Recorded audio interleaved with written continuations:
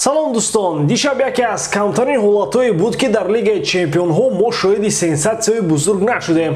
Он дастҳое ки ғалабаашон пешгӯишаванда буд, тавонистанд дастболо шаванд. Чун анъана сараввал дар бораи бозии Азама топ суҳбат карда, пас он дар бораи ҳамаи бозиҳо маълумот хоҳем овард. Ва ду хабари дигар ҳам ҳаст ки донистани онро барои ҳар як мухлиси футбол воҷиб медонем. Агар рӯзҳои сешанбеу чоршанбе чун анъана Лигаи Чемпионҳо бошад, пас рӯзи панҷшанбе навбат мерасад ба Лигаи Аврупо. Имшаб моро дар доираи ин мусобиқа якчанд рақобатҳои ҷолиб интизоранд. Барои боз ҳам ҷолибтар кардани ин бозиҳо метавонед ба 1x муроҷиат кунед. Он ҷо ба ҳамаи рақобатҳо коэффициентҳои баланд пешниҳод мекунанд. Дар ояд регистратсия кунед ва истифодаи промокоди AMG0777-ро фаромӯш насозед, зеро бо он шуморо то $100 бонус интизор аст. Ссилкаи бозӣ дар комментарияи ин видео.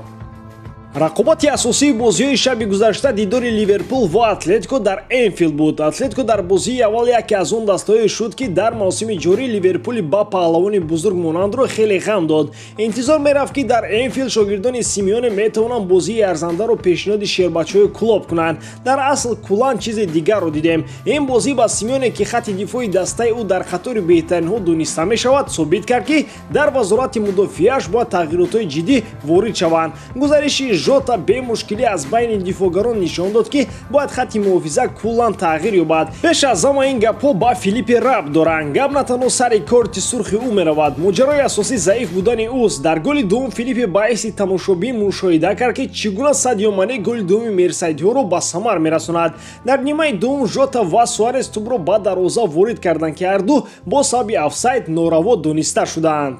Сало аввалин бор пас аз 12 бозӣ бегол ва асист аз майдон берун баромад, аммо бо ханда дар лабон. Гурӯҳи марг мегуфтанд. 2 дар қабл аз анҷоми даври гурӯҳӣ Ливерпул ба плей-офф баромад. Дар бозии дигари гурӯҳи Б дастаҳои Милан ва Порту бозӣ карданд. Ин дидор бо натиҷаи 1-1 ба поён расид. Милан аввалин имтиёзи худро дар ин мавсими Лигаи Чемпионҳо ба даст овард. Порту ки дар ҷараёни бозӣ пешсаф буд, имконияти наздик шудан ба Атлетикоро аз даст дод. Се даста Атлетико, Порту ва Милан муборизаро барои зинаи дуввум дар ду даври охир идома медиҳанд. Дар гурӯҳи А Манчестер Сити баъд аз ғалабаи калон бар Брюге 4-1 ба плей-офф хеле наздик аст. Танҳо муъҷизаи белгиягӣ метавонад садди раи онҳо шавад. Дар бозии дигари гурӯҳи А дастаҳои ПСЖ ва Лейпциг майдондорӣ карданд. Виналдум аввалин голҳои худро бо пираҳанҳои парижиҳо ба ҳадаф расон, аммо дубли ӯ ғалабаи ПСЖро таъмин карда натавонист. Дар дақиқаи 90 олмониҳо аз пеналти ҳисобро баробар карданд. Барои Лейпциг ин нахустин имтиёз ба ҳисоб меравад.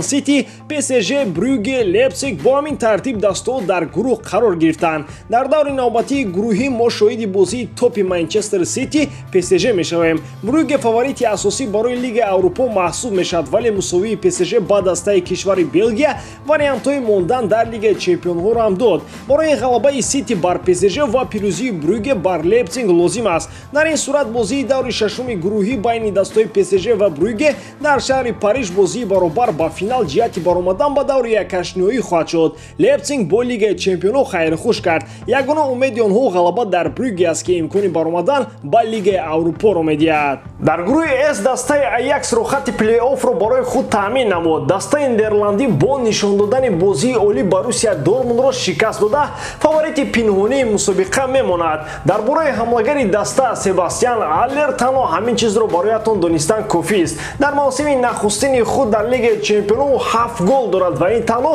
марҳилаи чоруми гурӯҳист. Барои зинаи якум дастаи Спортинг ҳам имконият дорад. Бозии навбатиро португалиҳо бар зидди Боруссия Дортмунд доир мекунанд. Барои ҳардуи даста муҳимтарин чиз айни ҳол ҳамин аст. Бешикташ бо 0 имтиёз дар ин гурӯҳ дастаи заифтарин буда қариб ҳама имкониятҳоро аз даст дод. Аякс аллакай дар плей-офф буда дастаи Боруссия Дортмунд ва Спортинг барои рохати дуввуми ин гурӯҳ дар даври навбатӣ мубориза хоҳанд бурд. Дар гурӯҳи Д Реал Мадрид акнун садрнишини ягонаи ҷадвал аст. Ин дар натиҷаи ғалаба бар Шахтёр бо ҳисоби 2-1 ба даст омад. Мадридиҳо аввалин шуда дар Лигаи Чемпионҳо голи ҳазорумро ба ҳадаф расонданд. Бензема голҳои ҳазоруми Реалро ба самар расонда ба ҳисоб ҳазораи навбатиро дар голҳои дастаи шоҳона кушод. Барои баромадан ба 1-8 ба мадридиҳо ғалаба дар Тираспол дар даври навбатӣ баҳс хоҳад буд. Интер дар бозии дигари ин гурӯҳ бар Шериф дастболо шуда бо фарқияти 1 имтиёз аз молдовиҳо дар зинаи дуввум қарор доранд. Шериф дар зинаи сеюми гурӯҳ аст ва имкониятҳояш барои роҳ ёфтан ба плей-офф зиёданд. Шахтёр бо 1 имтиёз дар зинаи охирини гурӯҳ қарор дорад ва имкониятҳои тангу торик дорад.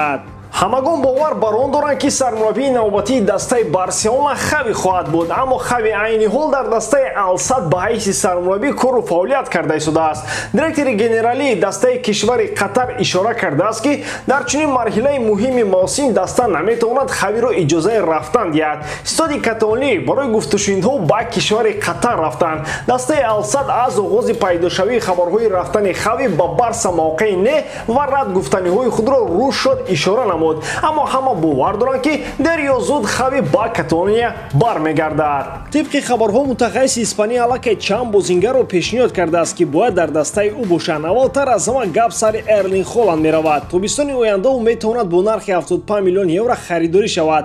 Дар борбари ин Погба метавонад рӯи Манчестер Барселонаро интихоб кунад. Ҳадафҳои Погба ва Холландро як агент Мино Райола пиёда мекунад. Ӯ бо Лапорто муносибатҳои хуби дӯстона дорад. Аз ин рӯ ҳар ду футболбоз метавонанд дар ҳайати Каталониё қарор гиранд. Ҳамчунин Хави мехоҳад дифогари дастаи Севилия Жуэл Кундеро ба сафи Каталониё ҷалб созад. Харидани бозингари мазкур душвортар мешавад. Севилия барои иҷоза додани дифогари фаронсавӣ на кам аз 80 миллион талаб хоҳад кард. Бозам гап сари Погба ва агенти ӯ Райола меравад. Дар оғози мавсим нимҳуватгари фаронсавӣ дар 4 бозӣ 7 асист анҷом дод. Баъди ин дар як ҷо истода рушд карданро гӯё бас кард. Пайваста бозиҳояш заиф шудан гирифтанд. Агенти Погба дар бозиҳои заифи клиенташ сармураббии даста Сулшерро гунаҳгор меҳисобад. Чунин андешаҳои манфии Райола нисбати Сулшер ба ояндаи Погба дар даста таъсиргузор хоҳад буд. ин ҳамагӣ як тарафи масъала аст. Погба бе Райола ва андешаҳои ӯ ҳам аз Манчестер бо эҳтимоли зиёд меравад. Гап сари мизоҷи дигари Райола Эрлинг Холланд меравад. яке аз талабгорони асосии ӯ маз Манчестер Юнайтед ба ҳисоб меравад. Агар андешаҳои Мино Райола дар бораи Сулшер иваз нашаванд, пас футболбози норвегӣ зери таъсири агенти худ аз пешниҳоди МЮ даст мекашад. Ба ҳамин тавон дӯстон, боварӣ дорам ки ҷодкории ман ба шумо писанд меояд. Лайк, комментария ва дар канал обуна шуданро аз ёд набароред. Бо шумо буд мисли ҳар вақта Муҳаммад Гаиров. Хай дар паноҳи Аллоҳ.